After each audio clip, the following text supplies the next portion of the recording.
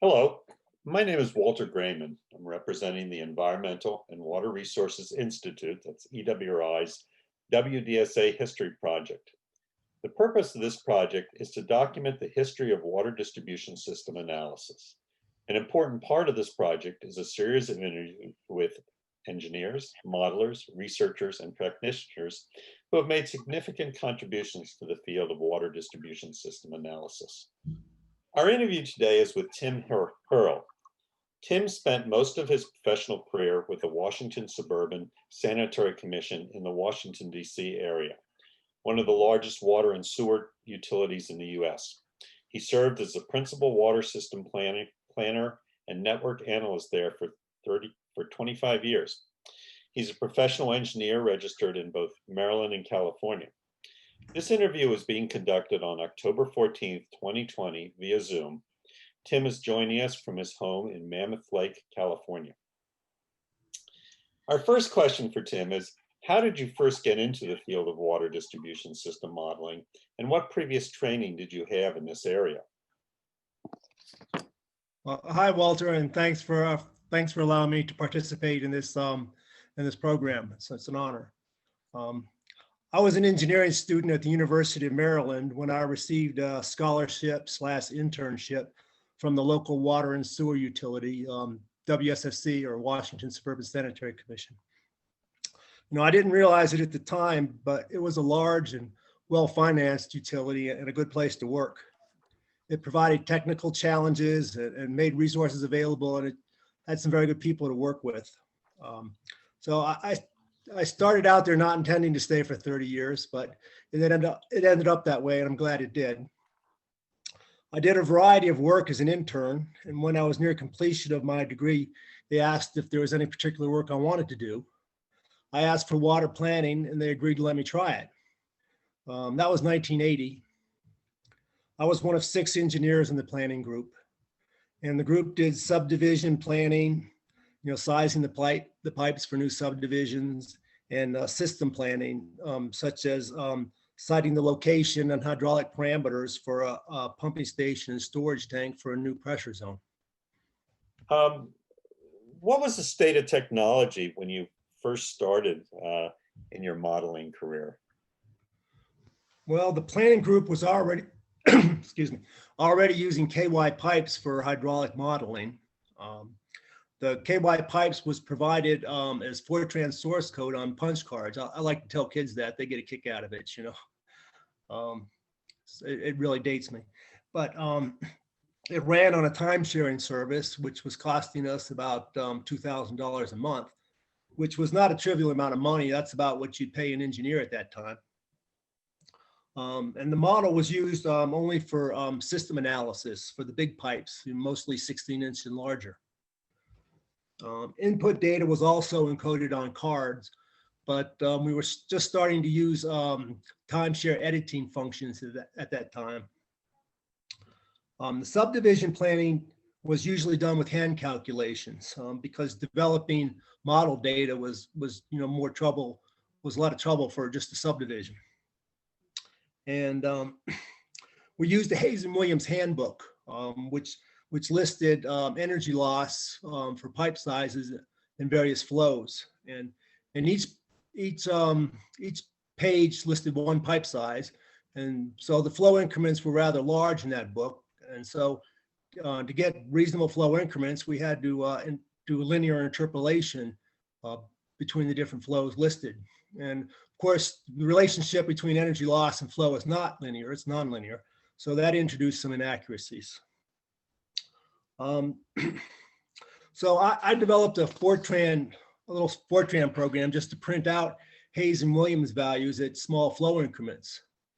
And that doesn't sound like a big deal because today you just do that in a spreadsheet real easy, but we didn't have spreadsheets and PCs back then. So having a staff engineer with programming skills and access to computers was not then the norm for the water industry.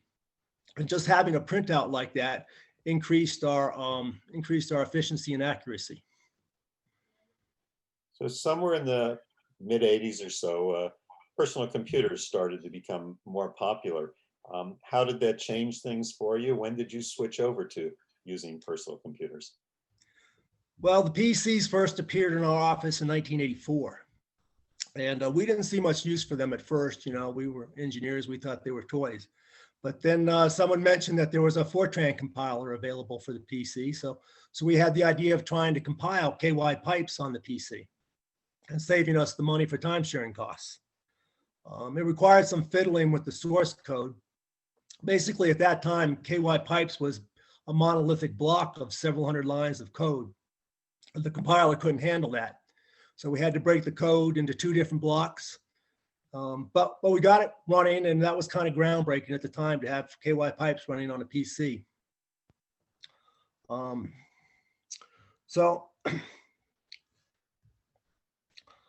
1985, I invested in my own PC.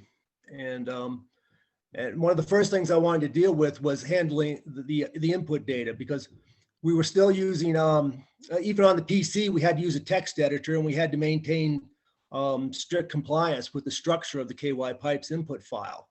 And that was a difficult task. It was always, we always tripping ourselves up getting the input file right.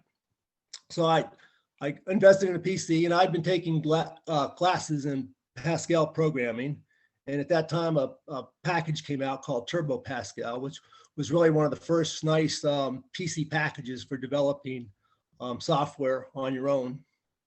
And I developed a structured editor, basically an editor that would allow the user just to input the data, and the editor would take care of structuring the file properly. And I called that editor TDH Edit because my initials are TDH. You went from there, and I guess this would have been probably the very early 90s, to turning that into a full-featured program. I should point out, at that time, in the early 90s, that was a few years before EPANet was available. Some of the big commercial packages that we know of today were not available. Why did you choose to go that route rather than use, first of all, just KY pipe? There's a lot of issues with developing your own software. So what was the thinking on that? Well, you're right. In both counts, it is, first of all, yes, it is a lot of work. And second of all, I really did start my work before I was aware that the commercial packages and EPANet were being developed. But I saw, I saw what I thought was an opportunity to apply some of the programming techniques I'd been learning. Like the data structures I needed to develop for the editing program were linked lists, which I think were more flexible than the fixed arrays in KY pipes, and just some of the modern programming techniques, structured, breaking your code into smaller functions. So I wanted to apply those techniques to a full model, and I wanted to integrate the model with the editor, which again was being worked on by other people, but at that time it really wasn't available. And WSSC is a large and complex system. And as a model, I really wanted to know exactly what the model was doing, and that it would accurately represent the complex system. And about that time, I switched to C++ programming. But yeah, that was early 1990s. So with your, I guess 25 years and much of that in the modeling area, what are some of the areas in which you used water distribution system modeling at the WSSC? Well, I broke it down into two major areas. One was master planning. We had to look forward, see what was the needs. WSSC was still a growing system at that time. In the 1980s, they were adding 10,000 units per year. It was rapidly growing. And so we had to do planning to accommodate that growth. And another major use for the model was to what I call operational support. Oftentimes the operators would have problems or just questions to say, what would happen if we did this? What would happen? We have to take this pumping station or storage tank out of facility, out of operation for maintenance. What happens if we do that? So we use the model in operational support very much also. Was this encouraged at WSSC, modeling? Oh, yeah. Oh, yes. So it happens like, for instance, on 9/11, 2011, the day that happened, we were experiencing a major water main break. And so when that happened, I would actually pack up my computer and head down to the operations center and sit down there with them to try and figure out what was going on in the system and help them make operational decisions. And as you remember, one of the flights was heading toward Washington, D.C., and we happened to be one of the tallest buildings in the DC area coming from the north. So they had to evacuate our building. But because we were working on an operational emergency, we had to stay there in the operations center and continue our work with that. Some utilities I've run into, there's been kind of friction between the modelers and the operators. It sounds like that things went a little much smoother in your case. Is that perception correct? I think overall, yes, we had a very effective working relationship. I wouldn't deny that there is friction. Maybe sometimes friction is good. It motivates us. But I think we had a very effective working relationship. The operations manager for most of that time was a lady named Karen Wright, and she and I think worked effectively together. Starting, I guess, probably in the mid-90s or so, there seemed to be a movement towards use of optimization techniques and models kind of embedded within optimization. It's in my words, it's been sort of an emerging technology for the past at least quarter of a century. Did you do anything with optimization or try anything? Well, I experimented around with skeletonization. But optimization, not so much. I would say no. I basically took the approach that the engineer basically needed to do the optimization in his head. I was looking through your resume, and you wrote 2 papers that were published in the AWWA journal, 24 years apart. And interestingly, both of those won a Best Paper of the Year award. One of them was Computer Modeling Solves a Water Storage Problem in 1984, and How Not to Calibrate a Hydraulic Network Model in 2008. Can you tell us a little bit about how those came about, those papers? Yes, I'd like to. I will say I had a couple of papers in between those two. But anyway, yeah, the first paper was about some of the very early work I did using KY pipes to determine why a new storage facility wasn't filling as expected. The paper was originally written for a symposium at the University of Kentucky with the encouragement of my manager. And then one of my coworkers encouraged me to submit it to AWWA, basically on the theory that they were really looking for that type of paper at that time. You know, water modeling was pretty new at the time, and he thought a paper like that would be welcome. So I went ahead and submitted it, and when it was published, and then I received the award. Well, you know, that was a pretty heady experience for a young engineer, and my coworkers had to keep me in check. But I was, you know, it was inspiring me to continue doing that type of work. So I was happy about that. Now, a couple of the other papers I wrote started as attempts to explain my position on particular projects. Sometimes my positions were not, you know, popular. But anyway, as I wrote, I thought the concepts were important and should be generalized. So I turned them into papers for publication. One paper dealt with making sure a pumping station doesn't produce excessive pressure. And the other was about being careful during model calibration, not to change input data just to fit field results, because it's very likely that other changes to input data could also fit the field results. So I think that's an important lesson for young engineers. If you're having trouble getting your points across, put them in writing. That helps you organize your thoughts, and it allows others to evaluate your thoughts on their own schedule. If you have a good argument and you put it in writing, it's hard to ignore. During your time at WSSC, are there some people that you interacted with, either at WSSC or outside in the water distribution system modeling area, that you would like to acknowledge or talk about? Well, of course, so many of the people you've interviewed, I remember one of the early conferences I went to, I think it was in Philadelphia in 1983, was hosted by Tom Walsky, of course, one of the big names. Um, Yourself and Dick Mills, of course, I spoke with about EPA Net probably sometime in about 93, I believe. Many of the people I've worked with at WSSC, I particularly have to appreciate some of my early managers. I think, tolerated a young brash engineer and allowed me to grow. And I have to really appreciate them. I'd mention Glenn Furtado and Mike Rudo, and Rich Shago and Wayne Fallon as some of the managers who really helped me out. You retired from WSSC at a fairly young age in 2009. I guess you'd been there 31 years, so it wasn't a quick time there. What have you been up to since then? Well, I was very fortunate to be able to retire at age 50, and I very much appreciate having the freedom of a pension. I've continued to develop TDHnet and some other related software, GIS and CAD products. I've spent much of my summers on motorcycle tours. I like to just get on my motorcycle and take off for weeks or months at a time on my bike. I've been to Alaska twice and around much of the North American continent.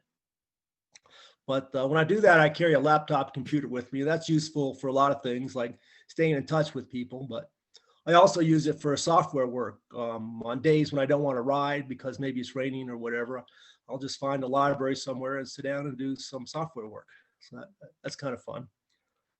During the winters, I've been working as a ski resort host. And that's basically just skiing around and helping people out and taking them on tours.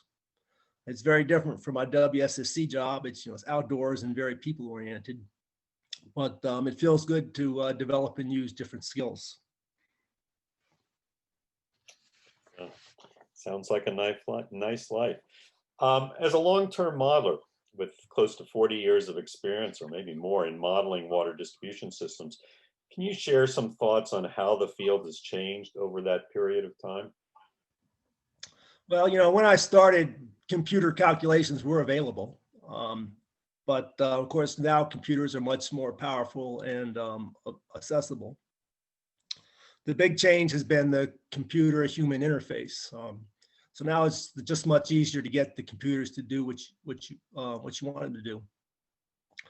But what I don't think has changed, or I don't think will change, is the need for the engineers to understand the underlying concepts of hydraulic analysis, because getting the computer to do what you want it to do is only as good as what you want it to do. Got it. Where do you see the field going in the, say, the coming decade? I think some of the big issues will continue to be asset management, energy management, and water quality. And I think computer software will continue to play an important role in supporting those issues. My hope for computer software is that we go beyond even open source toward reusable and extensible classes. The thing about open source is it basically requires somebody to dive into the source code and figure out what's going on and then adapt it to their needs. And that's time consuming and can be frustrating to understand somebody else's source code. So what I see as reusable classes is the class has a very tight definition of what it does and the input, the interface that it needs, and the output. And so, for instance, for hydraulic modeling, some of the very high level classes would do some of the basic functions like solve the hydraulics for one particular instance, and do the time step to set up the input data for the next solution, and do the water quality analysis within that time steps. So each of those classes would have a pretty tight definition and would be swappable. So different developers might develop different classes that could be swapped in and out because basically they're all using the same interface, and the function itself is just kind of a black box that the developer doesn't really have to understand how it's doing what it's doing, just understands what it does. And so I'm working to build such classes for for hydraulic modeling and some of the other vector graphics software such as CAD and GIS. And someday with the hope of making them public domain and publishing them. Anything else that you'd like to share with us? Well, I guess I'd like to say that to anybody who's interested, thinking about a career in water and water system engineering, that it may not be the most glamorous work. You probably won't see too many shows about water system engineers, but it's challenging work, it's interesting work, it's important work, and I think it's very rewarding work, and I would encourage anybody who's interested to certainly consider it. Well, Tim, I really appreciate this. I thought it was very interesting hearing your insights based on your long work in this field. Thank you very much. Thank you, Walter. It was a pleasure.